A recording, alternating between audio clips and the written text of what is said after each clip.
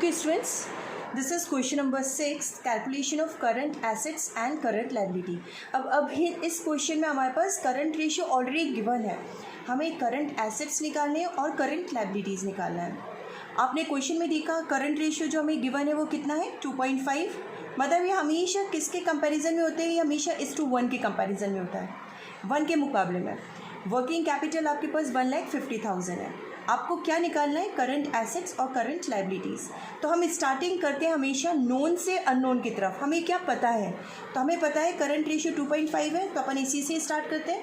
हम यहाँ लिख लेंगे करंट रेशियो का फॉर्मूला क्या होता है, current ratio is equals to current assets upon current liabilities.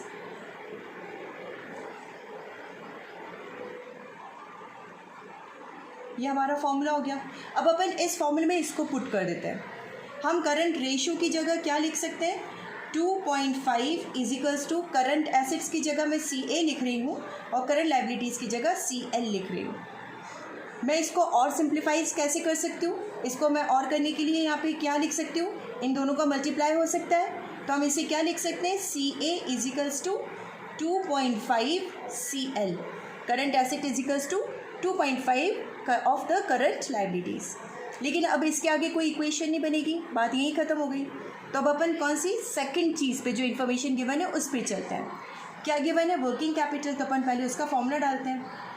Working capital का फॉर्मूला क्या होता है, तो working capital is equals to होती है current assets minus current liability. अब इसमें हमें क्या मिला है, तो वर्किंग कैपिटल की जगह मैं 1,50,000 में लिख सकती हूँ क्योंकि ये गिवन है।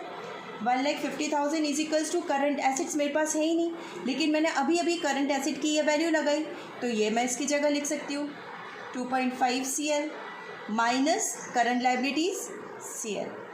या मैं इसे और आसान करूँ अगर, तो मैं इसको क्या लिख सकती हूँ, और मैं इसको ऐसे लिख सकती हूँ कि 1,50,000 इज इक्वल्स टू 2.5 में से 1, इसकी वैल्यू कुछ नहीं तो इसे 1 मान लिया जाएगा, तो 2.5 में से 1 गए तो कितने बचे, 1.5 CL। या मैं क्या ले सकती हूँ, CL की वैल्यू निकाल सकती हूँ कि CL is equals to 1,50,000 divided by 1.5। अब अपन इसे कैसे डिवाइड करेंगे, पॉइंट हटाएंगे, एक ज़ीरो बढ़ा देंगे, 15 1 ज़ा 15, तो ये कितना आ जाएगा 1 लाख। तो CL की वैल्यू क्या आ गई student, CL is equals to हो गए 1 लाख। क्लियर। अब हमें क्या निकालना है, CA, क्योंकि हमें करंट लाइबिलिटीज़ और करंट एसेट दोनों चाहिए। मैंने करंट लाइबिलिटीज़ निकाल ली, ठीक है। अब मैं करंट एसेट्स निकालूंगी। हमें मालूम है कि करंट एसेट कितना दिया था उसने पहले ही लिख कर दिया था, करंट एसेट कितना है 2.5 है, किसका, CL का।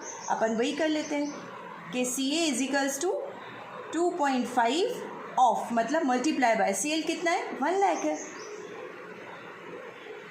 तो कितना हो जाएगा ये 2,50,000।